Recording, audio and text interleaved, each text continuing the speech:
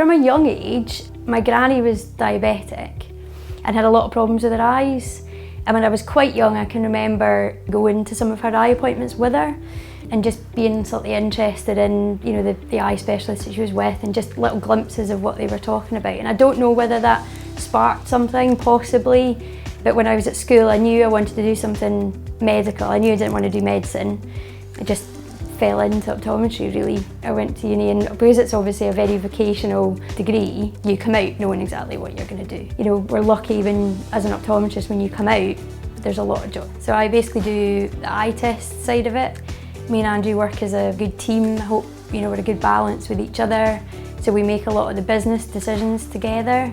But my fundamental role day to day is in this room, doing eye tests, dealing with patients and everything like that, which I enjoy. Originally I wanted to be an optometrist. I had a family friend, Jerry O'Brien, who I've known since I was 6 or 7 years old, and he was an optometrist.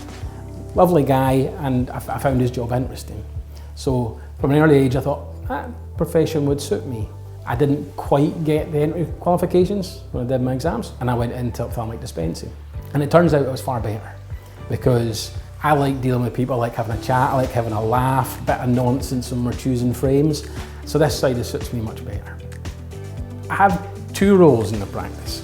Obviously, as a director, I do a lot of the management and admin side, but primarily, in my own mind, I'm a dispensing optician.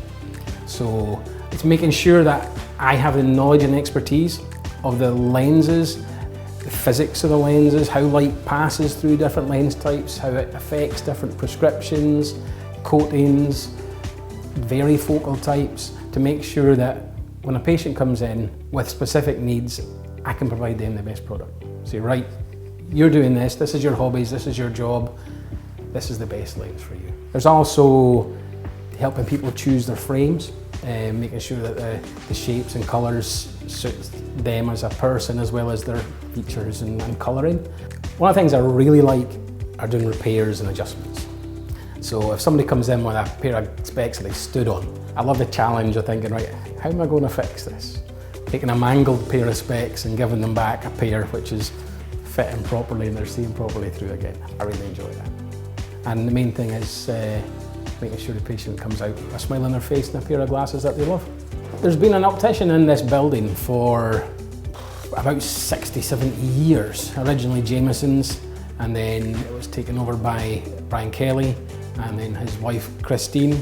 I started working in September 1999 in the practice. Worked with both Brian and Christine, and we took over, Linda and I, in 2017. I don't know how much of a decision it was. It was just a natural progression, really. So both me and Andrew were working in the business. He'd been here for longer than me, but we both took over together when she retired. We were careful about not changing things too quickly because the business had been here for such a long time. People knew it as, you know, Kelly Opticians and C. Kelly Opticians, and then we slowly changed things over. So it became ICare Shetland, which took quite a long time to decide what to call it, but we thought that was fairly fitting. We're still the same team, we're still the same people, we're giving the same service, and we're trying to kind of evolve that on the back of what was already a great business, and we were really lucky to have that opportunity. I just wanted to continue providing a good service to the customers that we've had for a long time.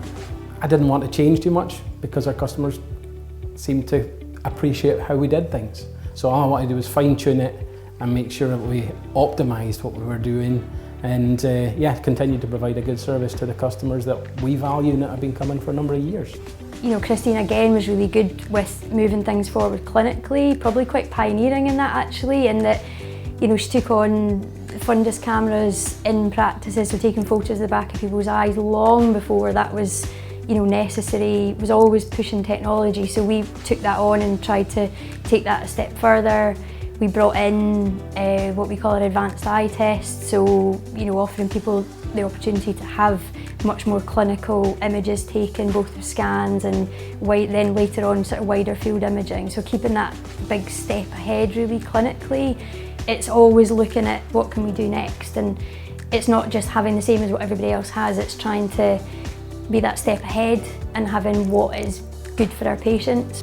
Linda, as an optometrist, a lot of new kit and advanced technology for imaging and doing that sort of things. But even in the dispensing room, we've got equipment which can take much more measurements over how the frame's sitting on your face, the curvature of the frame, what we call a pantoscopic tilt, which is the angle that the lens is set at, distance to your eyes, rotation centre distance, and that all helps to design the lens as an individual product and maximise the vision that you're getting out of it as an individual.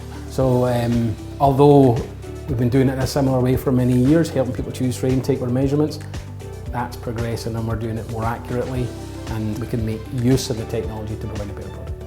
There's been some massively important times. It was only a couple of years after we took over that COVID hit. We worked as the emergency ICare treatment centre for Shetland during that time. Interestingly, because of our location and the professionals that are in the area, every ETC had to be manned by 2 professionals. Usually down the road it was two optometrists, and then you had to have a backup emergency ICare treatment centre. So if we came down with COVID, then the secondary ETC would become active again. But because of different health issues and whatnot, we had a lack of optometrists. So I think I was the only dispensing optician in Scotland working in the ETC process at that time. So being where we are geographically does have unique challenges that may not be the case in other practices down south. And also for technology and things at that time, we didn't have the support, so we were a little bit more on our own. So yeah, there's a lot of challenges to overcome and a lot of rewarding days as we overcame those challenges. Being up here, it is a little bit different. We are a bit of a niche in that clinically there's no eye specialist, 2 minutes down the road in the hospital. So we've got a great relationship with the hospital in Aberdeen and the ophthalmologist and the team there. But the better imaging we can give to the hospital if there's something going on with somebody's eyes, then the better outcome that's going to be. I want to stay in the profession because I enjoy working with people. I've been here for 26 years. I've watched people grow up. Kids that have come into me originally are now coming in with their own kids. And you make that bond. That's why I love my job. Here, I think the biggest part of it is speaking to people, making them feel comfortable and solving their problem if they have a problem, or hopefully they walk out the door and be like, this is the most amazing pair of glasses I've ever had because I can see really well and they look great. That seems like a really simple thing, but actually it can be quite complex and there's lots of elements to that to get it right, and that's really important. And I think, if you can make somebody feel better about how they look physically and their vision's great, then that's really rewarding.